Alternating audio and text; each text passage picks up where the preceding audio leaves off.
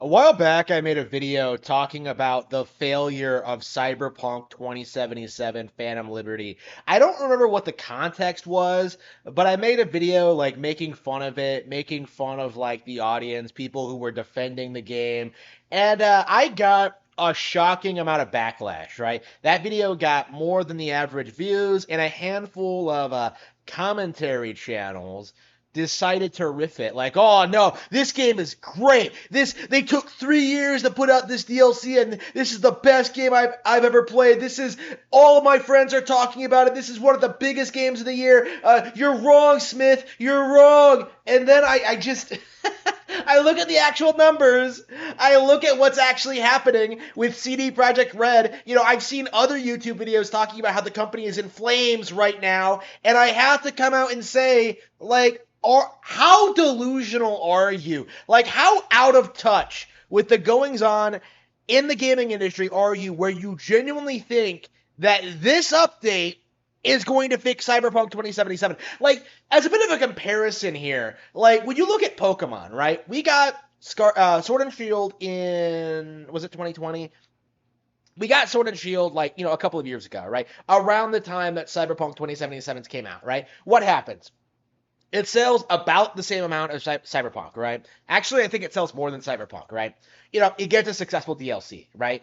We get Sword and Shield, and then what happens? We get Gen 9. We get Legends Arceus. We get, like, Detective Pikachu Returns. We get several highly successful games from the Pokemon Company that easily outperformed Cyberpunk 2077, that are way more profitable, that are way more affordable to produce, that aren't completely broken and glitchy, right? Like, we have way better games from the Pokemon Company coming out way quicker and selling way more. And you are legitimately trying to convince me that Cyberpunk 2077 Phantom Liberty is in any way notable or interesting. Like, you can't even convince me the game is fixed, because it's not.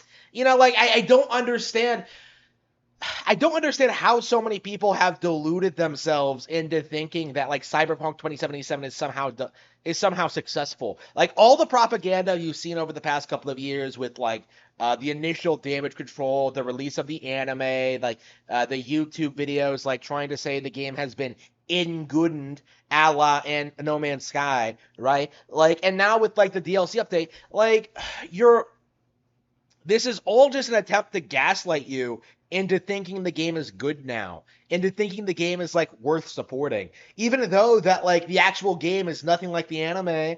Even if you are a fan of the anime, if you're a complete pleb who doesn't actually watch anime, if you are like a Castlevania Netflix phoneme consuming parasite, like a blemish on, like, the anime community, like, yeah, maybe you would like Cyberpunk Edge Runners if you don't, like, read manga, right? If you don't read, like, good stuff, like, yeah, compared to, like, the Marvel movies you go see every year, I'm sure, like, Cyberpunk Edge Runners looks like a masterpiece, right? But, like, yeah, the game itself is nothing like the anime, which is something you would have noticed immediately if you actually played the game, which, of course, nobody did. It's a lot like The Last of Us in that regard, where, like, you're supposed to believe this thing is a phenomenon. You're supposed to believe it's one of the best games ever made. You're supposed to believe it's one of the like, the greatest stories in gaming, and yet nobody talks about it. Nobody does, like, real video essays, like, analyzing it, or going over the characters and their motivations and their growth and their unique progression through the plot, because at its core, these games are not that complicated. They are not that well executed. They are not that good. And that's true for essentially all of these major Game of the Year winning games over the past several years, from Overwatch to Dragon Age Inquisition to the Witcher 3 to everything, right? Like, Cyberpunk 2077 is in no way special, even though there is a dedicated audience trying to convince you it is, right?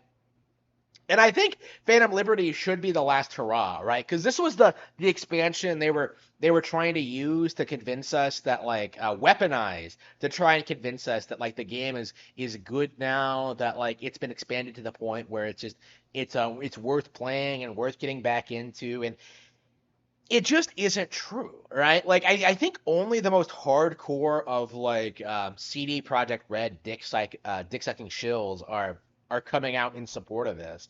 And going by the response my video got, like these are like the most low IQ, troglodyte, kind of like knuckle dragging, trap porn enjoying, dick suck, like the most degenerate audience, like the most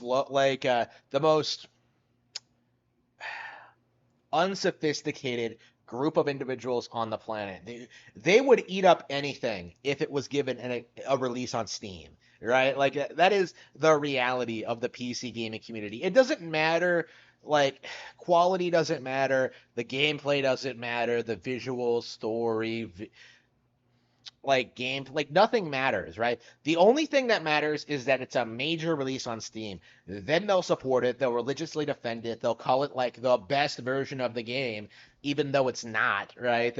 They'll do anything they possibly can to keep up the illusion that PC gaming is somehow winning, right? That companies like CD Projekt Red can put out like high quality RPGs exclusive to PC, right? Like they'll do anything they possibly can to keep up the narrative. And this is an example of that, right? Like CD Projekt, Phantom, what we're seeing now with Phantom Liberty, or at least what we saw like a couple weeks ago. I think it's fallen off since then.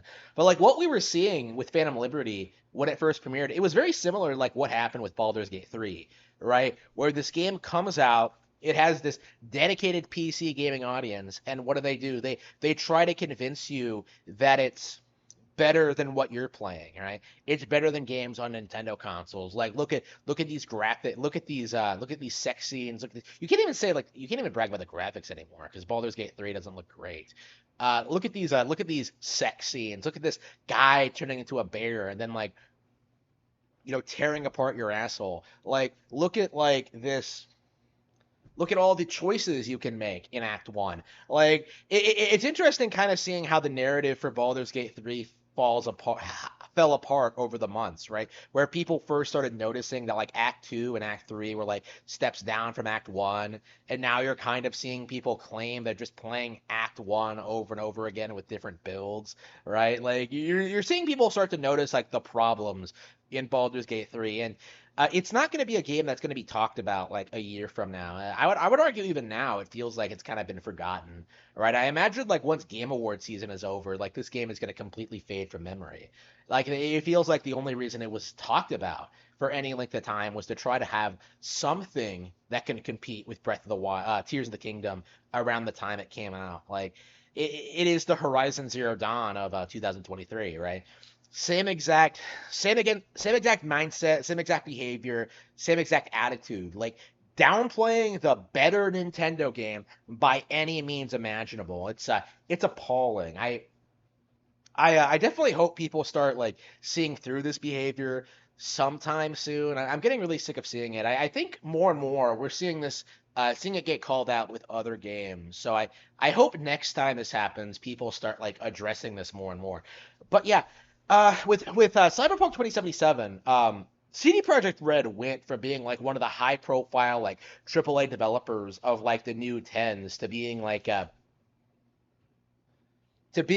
complete abject failure by the twin 20s, right? Like in less than a decade, it went from being like this hot, like huge thing, culturally relevant thing in gaming 10 years ago to being like a complete like waste of space, right? And everybody knows it, right? But there is like there's very much like a very real shadow of people who are in denial that like CD Projekt Red is never ever going to recover from this. Like The Witcher 1 remake is going to fail, The Witcher 4 is going to fail. Like it'll be interesting to see. Like I legit expect like Witcher 4 to like look, run and play worse than The Witcher 3. Like when that actually gets made. Like The Witcher 3 was supposed to be the end of the story, right? The fact that they have to like pad it out more just goes to show you how desperate they are to cling on to their past successes and how they can't move on. And that's exactly what happened with Cyberpunk 2077. They were in a position where they were expecting this one game to carry them throughout the decade, and instead they just completely dropped the ball in the most embarrassing way possible. I I don't feel bad for CD Projekt Red. I don't feel bad for their fans because at the core of things, they were never a good developer to begin with. Much like Larian, much like Guerrilla Games, much like Naughty Dog, like they didn't decline with their big AAA products. Like people just started seeing them for what they were, right? And that's what we're going to see with CD Projekt Red going forward, is that they are going to keep struggling. They are never, ever going to recover from this. And I hope that going forward, people will give more credit where it's due to the Nintendo games, to the Marios, to the Zeldas, to the Pokemon, all of which are far superior than anything that CD Projekt Red has ever produced.